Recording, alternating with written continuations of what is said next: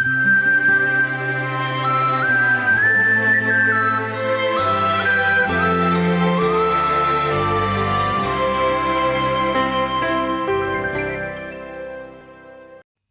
भाई बहिन, आजुक दिन हमरा लोकनि लूकाक रचल सुसमाचार तकर 5म अध्याय के अध्ययन करबाक लेल उपस्थित भेल छी।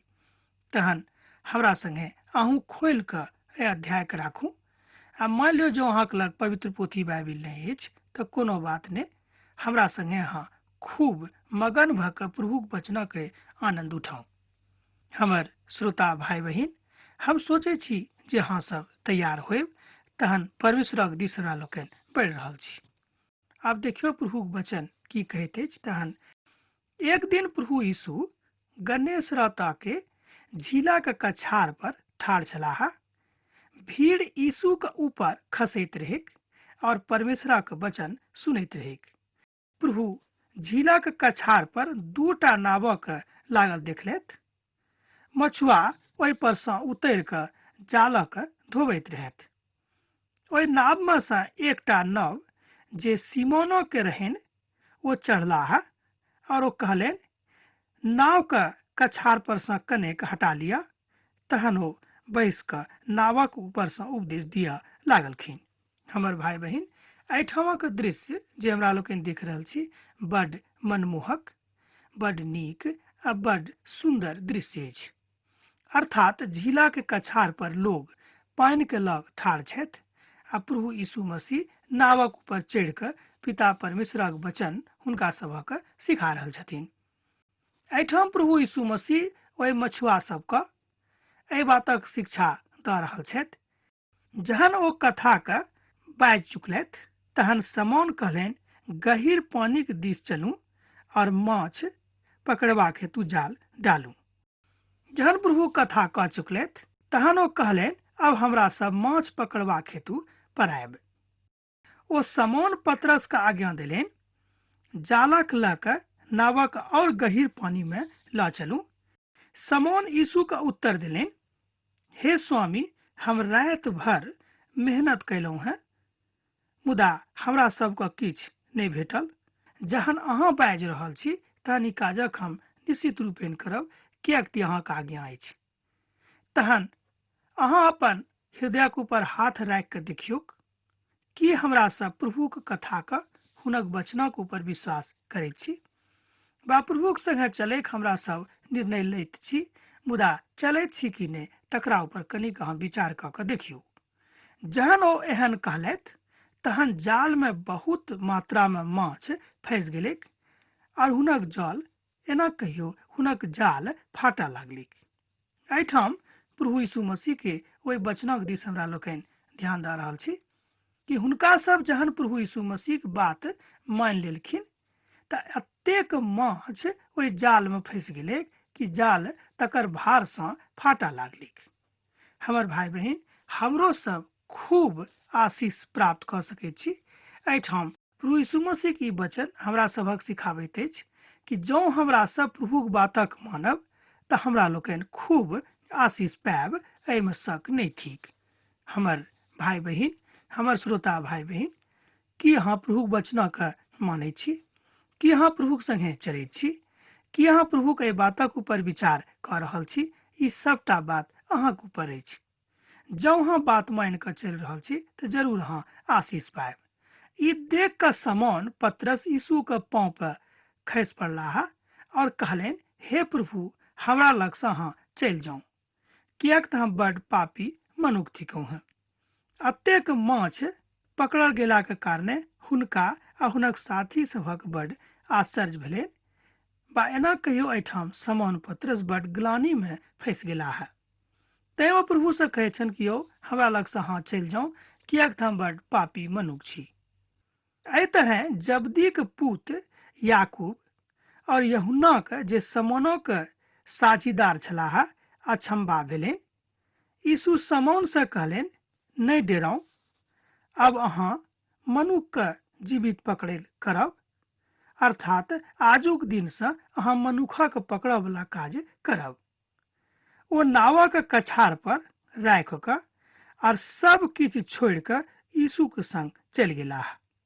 एहिठाम हमरा लोकनि देखैत छी कि समान पत्रस प्रभु यीशु मसीह के दासत्वक हुनक शिष्यत्वक स्वीकार कऽ रहल छथिन।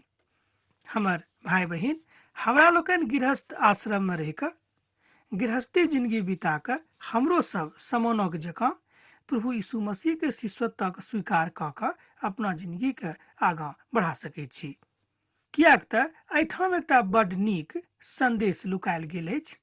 ओ थिक प्रभु यीशु मसीह के जीवन चरित्र, जाय काल में ओ मनुखक देही धारण कऽ कऽ अपन मानवीय वृत्ति के अभिव्यंजना एहि संसार में कऽ रहल छलाह।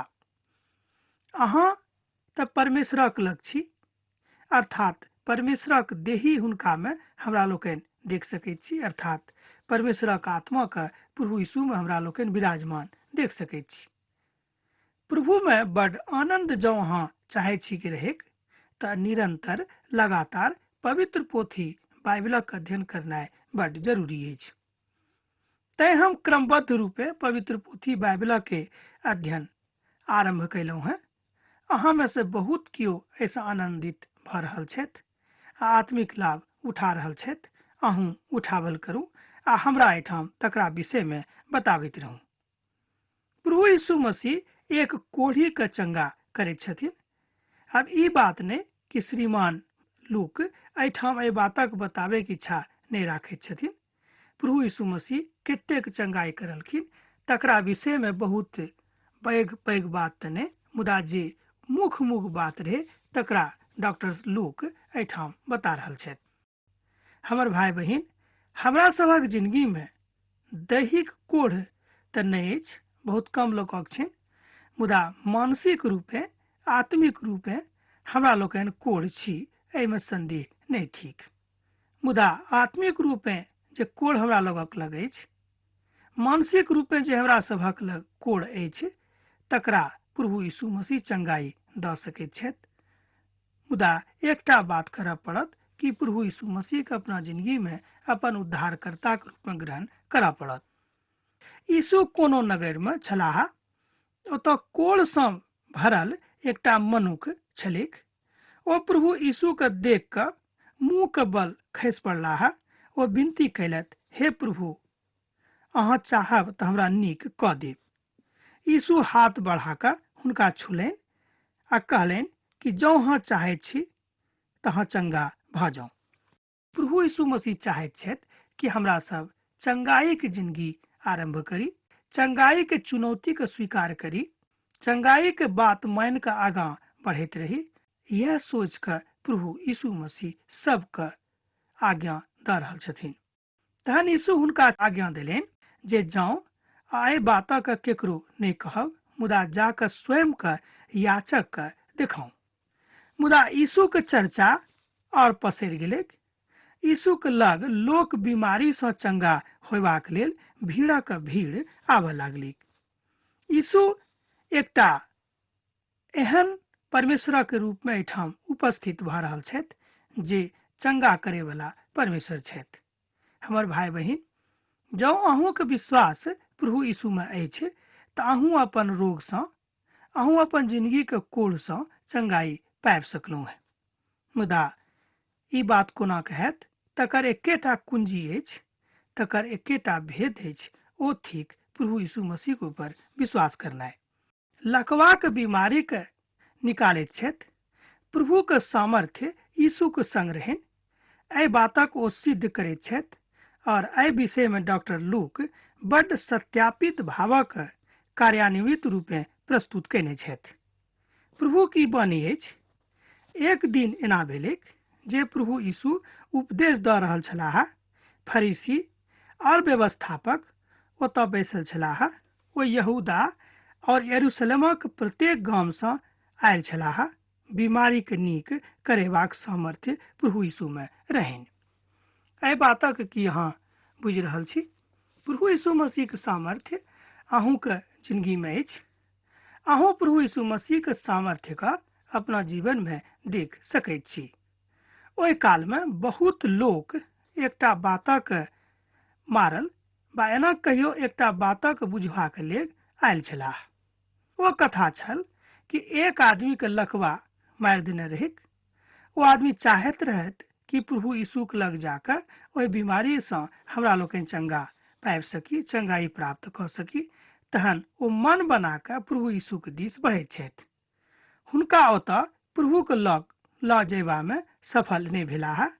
तहन ओ घरक छप्परक ऊपर खपड़ा हटा कऽ ओ सब ओहि आदमी के ओते सँ नीचाँ उतारि देलखिन। यीशु हुनका विषयमे बा एना कहियो हुनका सभक विश्वासक विषयमे एहिठाम बाजि रहल छथि कि हुनका सभक विश्वास एतेक नीक रहनि, ई देख कऽ प्रभु यीशु मसीह स्वयं आश्चर्यचकित भेलाह। एहिठाम प्रभु यीशु मसीह स्वयं अपन मुखसँ एहि तरहके बात कहैत छथि। तहन फरीसी आर शास्त्री ई सब सुनलाक बाद हुनका बड़ दुख भेलनि आ ओ बुझि गेला कि हुनक जे दुकान चलि रहल छनि आ ओहिमे कनि कमी आबि सकैत अछि। लकवाक मारल ई कहानी कफरनहूम के अछि, जिनका ओ नीक कऽ देने छलखिन। ओ प्रभु यीशु के सामर्थ्य के बुझि गेलाह। प्रभु यीशु एहिठाम महाप्रभु के उद्धारक संदेश दऽ रहल छथि। अर्थात प्रभु यीशु मसीह के प्रयास रहनि कि सब मनुष्य जाति जिनका में कोनो ने कोनो तरहक कोढ़ छनि, कोनो ने कोनो तरहक बीमारी छनि, वो बीमारी प्रभु यीशु मसीह के सामर्थ्य सँ हुनका जिंदगी सँ बहरा जायक। हमर भाई बहिन, की अहाँ नहीं चाहै छी कि अहाँके जिंदगी में जे बीमारी अछि, एकटा बात पवित्र पोथी से हम और सिखलहुँ हैं जे हम अहाँके बता रहल छी, वो बात थिक गरीबी। गरीबियो एकटा कोढ़े के रूप में हमरा सभक जिंदगी में अछि। तहन यहू विषय के हमरा लोकनि अपना जिंदगी सँ हटा सकैत छी। ओ कोना के हटत? जँ हमरा लोकनि प्रार्थना के जिंदगी बिताएब। सुनि रहल छी कि नहीं? सुसमाचार बता रहल अछि कि जे केओ प्रभु यीशु मसीह के ऊपर विश्वास करता है, हुनका सभक जिंदगी में एहन कोनो काज नहीं अछि जे नहीं भऽ सकैत छै। मुदा ई कोनो जादू नहीं, ई कोनो एहन बात नहीं कि हाँ मंत्र फूक देवे के भऽ जायत से नहीं। मुदा ई बात अछि प्रभु यीशु मसीह के ऊपर अहाँ विश्वास करू आ हुनक सुसमाचारक सुनि कऽ जेना प्रभु कहै छथि ओही तरहक आचरण अपना जिंदगी में बना कऽ राखू। तकरा बाद यीशु घरक बाहर गेलाह। ओ लेवी नामक चुंगी अधिकारी के चुंगी के चौकी के ऊपर बैसल देखलाह। यीशु कहलनि, हमर पाछू भाजौ। तहन ओ चुंगी लिया वाला अधिकारी सब किछ छोड़ि कऽ उठलथि आ प्रभु यीशु मसीह के पाछा चलि गेलाह। जे अपन सब किछ छोड़ि कऽ जहन प्रभु यीशु मसीह हुनका कहलनि कि हमर अनुसरण करू, हमर पाछू चलू, तो सब चलनाइ आरंभ कऽ देलखिन। यह अछि विश्वासक के विभाजन, यह अछि विश्वासक के विशालता, यह थिक विश्वासक महानता, यह थिक प्रभु यीशु मसीह के प्रेम। ई सबटा बातक जहन श्रीमान मत्ती बुझि गेलाह तो प्रभु यीशु मसीह के अनुसरण करबाक लेल सब किछ छोड़ि कऽ चलि एलखिन। बहुत कियो प्रभु यीशु के कहलनि, अहाँ चुंगी लेवा वाला और पापी के संग बैस कऽ किया के खाय पियैत छी? ई तऽ उचित काज नहीं भेल। एहि तरह के हुनका लग बहुत शिकायत भेटलनि। प्रभु यीशु मसीह के एहि तरहक बात लोक सब आबि कऽ कहैत रहथिन कि यौ अहाँ तऽ एतेक पैघ गुरु छी, तकरा बादो अहाँ किया के एहि तरहक काज कऽ रहल छी? यीशु हुनका उत्तर देलनि, वैद्य स्वास्थ्य मनुखक लेल नहि, मुदा बीमार लोकक लेल होइत छथि। हम धार्मिक नहि, मुदा पापीक मोन फिरेबाक हेतु बजावल गेलहुँ हैं। एहिठाम प्रभु यीशु मसीह अपन अवतरणक स्पष्टीकरण दऽ रहल छथि। प्रभु यीशु मसीह एहिठाम बता रहल छथिन कि हमरा एहि संसार में किया कऽ पिता परमेश्वर पठौने छथिन। एहिठाम प्रभु यीशु मसीह अपन आबे के विषय में, पठेबा के विषय में जे भेद लुकायल छलैक तकरा खोलि कऽ ओ बता रहल छथिन। एहिठाम उपासना के विषय में सेहो प्रभु बता रहल छथि कि जँ अहाँ उपवास करी तऽ एहि तरहक उपवास नहीं करी जहाँ लोक के देखाऊ कि हम उपवास में छी आ हमरा बड़ कष्ट भऽ रहल अछि। मुदा प्रभु यीशु मसीह एहिठाम उपवासक विषय में बता रहल छथि कि जँ अहाँ उपवास करी तऽ ओ उपवास प्रभुके पसन्द छनि कि नहि, हुनका पसन्द भेलनि कि नहि, तकरा ऊपर विशेष ध्यान दियौ। ई नहि कि हम उपवास लोकके देखेबाक लेल कऽ रहल छी, जे लोक ई कहत कि मनुख बड्ड धर्मी मनुख छथि। ओ प्रभुसँ कहलनि, यूहन्नाके शिष्य तऽ बराबर उपवास राखैत छथि और प्रार्थना करैत छथि, फरीसीके चेला सब सेहो एहि तरह करैत छथिन, मुदा अहाँक चेला तऽ हर कालमे खाइत पियैत रहैत छथि।